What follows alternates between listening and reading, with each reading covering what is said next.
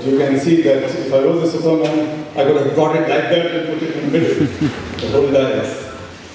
But I was very careful when I was climbing up that I should walk more comfortably as Superman. Friends, thanks to invite me here. Long ago, I was an engineer.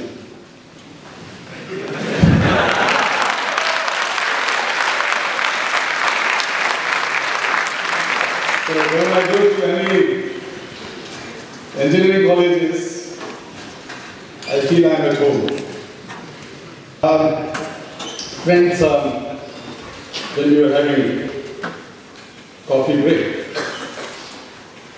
your director was kind enough and he was asking to Bhatkalji that this is the place where we have the brightest of the bright.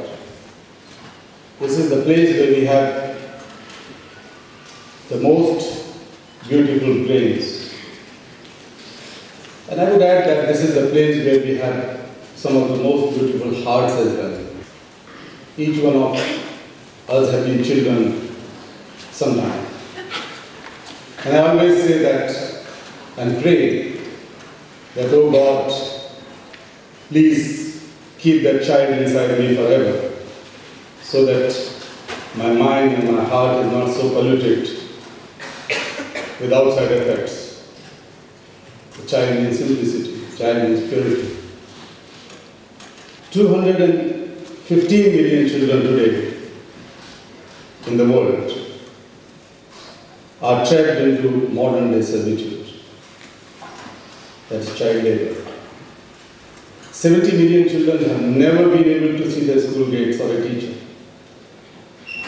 150 million are those who could not complete their 5th grade and dropped out or pushed out.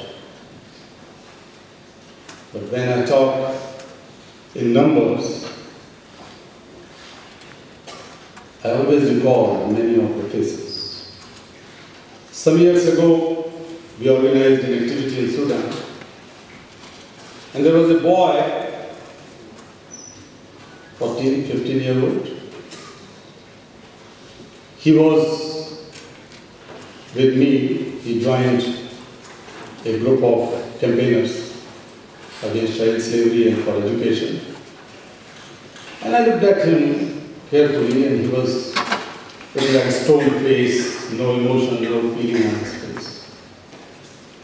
So it attracted me, and I went close to him and put my hand on his shoulder. I was curious, I wanted to know more about him. I was told that this boy has been kidnapped 2 years ago when he was 13, horrible child, from his village. The kidnappers were some illegal armed forces, illegal armies, which have a lot of activities in Sudan, and Eritrea, and Ethiopia, and many countries where we were. So blind was put on his eyes, and he was taken somewhere in jungle. And when the blind was open, he found that he was in the middle of many people who were carrying arms and guns and whatnot. He started crying. Next day, he was taught how to carry a gun and how to open a fire. He was not given a gun, but just shown. Then next morning, early morning, they put a blind on his eye, brought him back to his village, early morning around 6 o'clock. It's also quite usual in most of the African countries that the women and men go to toilet, latrine outside. This is not just good in India. So he was so happy. But suddenly he found that there is a man carrying a gun on his neck in the backside. And another man gave him a gun, small gun. And he saw that his people, his friends, relatives were coming. The boy was told that, can you identify your own family? After a while, he saw a lady. She said, oh, it's my mother. The man said, open the fire. This is your first lesson. He said, no. He said, now we are going to kill your mother and they will kill you. So why don't you open the fire? Just push the trigger. He did. Mother fell down. Sister fell down. Many other friends. The boy lost his memory. He was taken back. This was the first lesson to become an armed soldier. The world has 500 million children like that. When I was talking to that boy more compassionately, he started talking to me in his language and somebody was helping. Then I told that we are working for education and we will center. He was very angry, very furious to me, and he said that, do you think that I am still a child? I am no more a child. How would I go to school? That was his first reaction. A 14 or 15-year-old boy suddenly became a grown-up person who lost all feelings of childhood.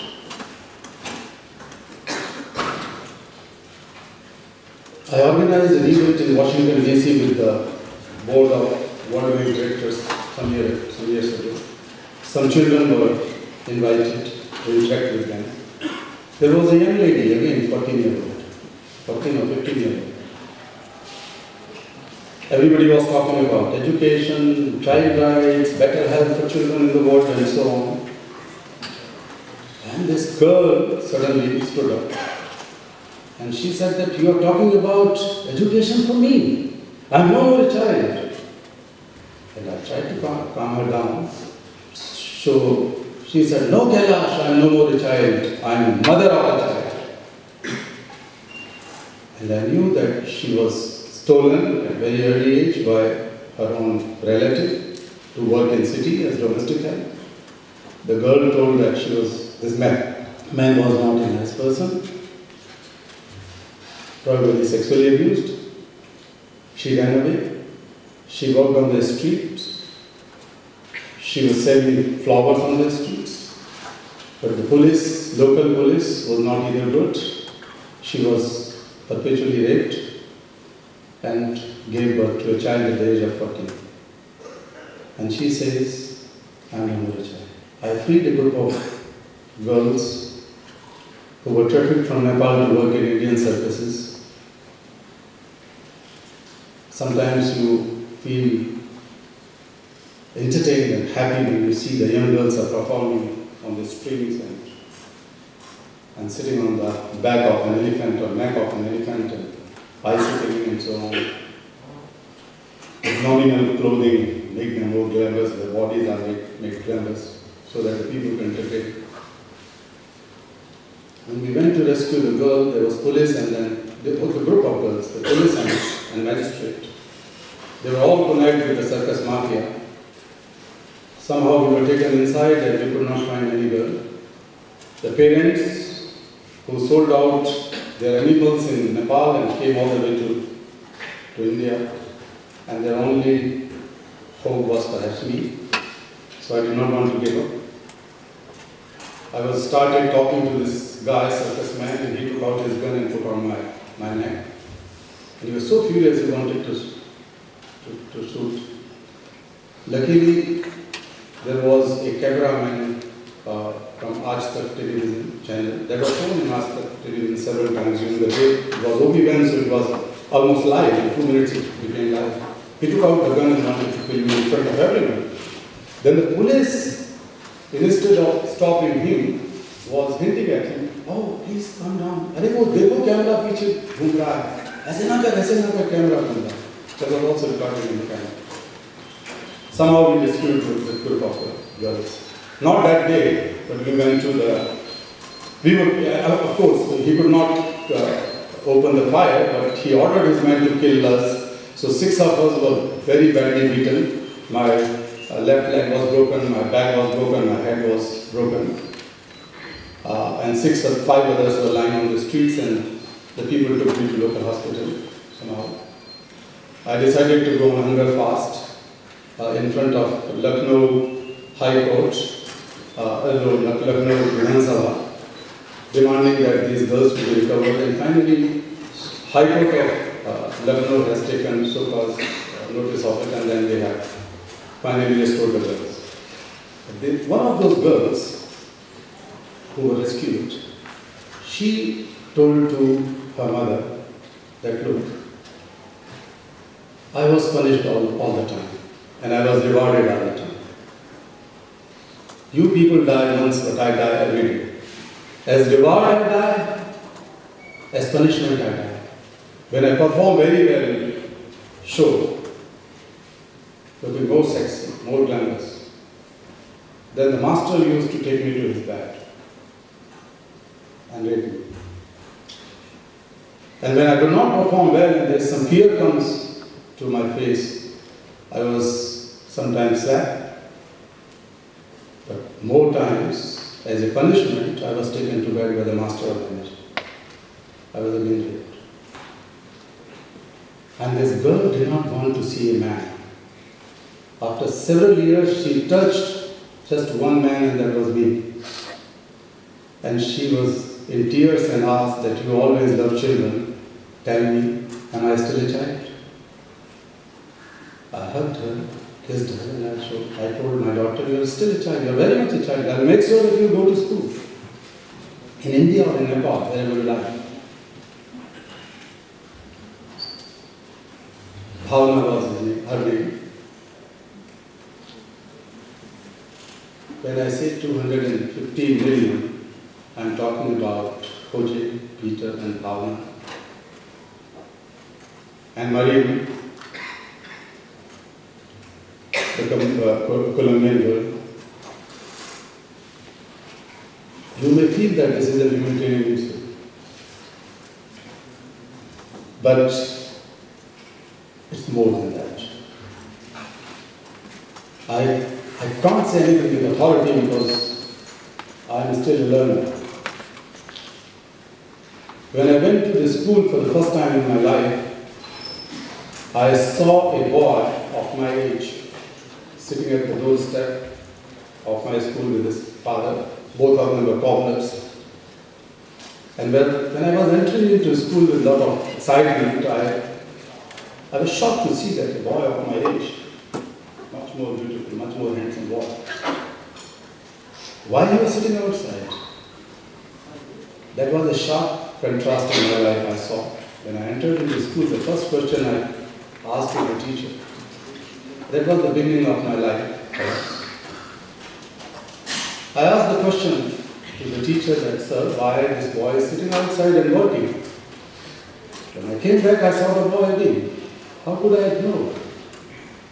How could I know? We have a tendency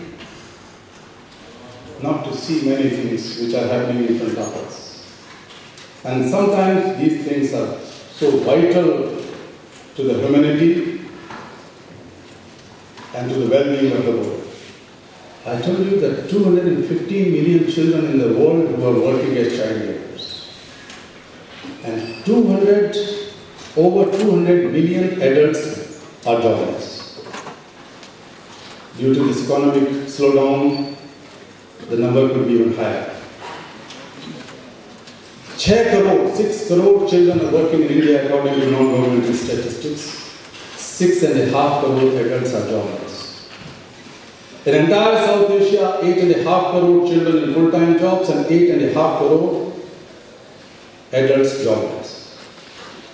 And studies reveal that most of these jobless adults are none but the parents of these very children or the elder brothers and sisters of these children. And this vicious circle has to be understood. If India had 6 crore children in jobs, means India had 6 crore additional jobs. And why these jobs are being given to the children? Why not the parents of these children? Or other parents, other adults? People say it's because of poverty. But let me say that no child has ever created poverty on this planet. No child has created war on this planet. No child has created untruth on this planet.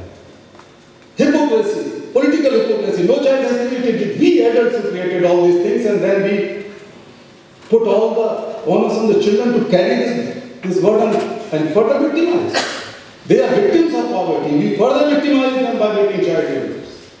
And I started raising this issue in very early age. And one day, I decided, I taught in the college for a year. I was specialized in electrical engineering, but in transformer design engineering. So my friend said that, what nonsense. If you really wanted to do something, why don't you open an orphanage? I said, no. I'm not talking about helping these children only. I'm talking about fighting an age-old scourge on the face of mankind, and that is slavery. These children are denied their education, but these children are denied their freedom, their childhood, and that denial is unacceptable.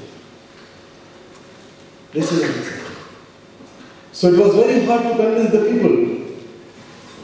I need not to say that I go through websites, many of you might have gone, in the archives everywhere in the world, that when I started this work in India, there was nothing on child labor. No single paper available. No single study available. India did not have any law in 1980 on child labor. We were using old British law, and people thought, oh yeah, poor children are working, nothing is bad in it. Nothing. No judgment, because there was no law. No NGO, no individual. So when I was rescuing children, I found that a number of other children were entering into some industries. Carpet industry was one of them. An Indian carpet, Pakistani and Nepalese carpet was sold outside the world. Cheap carpet. Then I realized that it would be a new thing.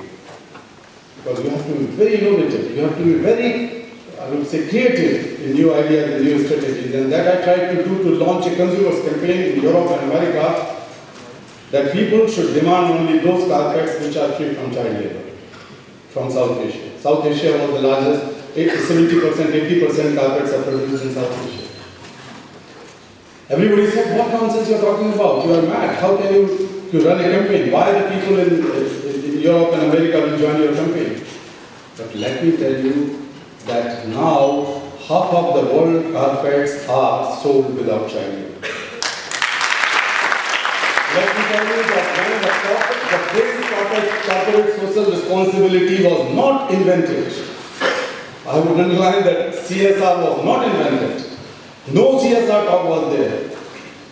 I am proud to have, again as an engineer, to spearhead the first ever carpet consumers campaign or any kind of social consumers campaign around the world, and it has resulted in the first ever social labeling on any good which guarantees that it is free from child labor. And now there are many industries, there are many companies. No company can work and flourish and live without a clear-cut corporate social responsibility framework or code of conduct. और मैं एक शेर से अपनी बात समाप्त करूंगा कि हो गई है पीर पर्वत सी पिघलनी चाहिए, दुष्यंत का शेर। हो गई है पीर पर्वत सी पिघलनी चाहिए, इस हिमालय से कोई गंगा निकलनी चाहिए।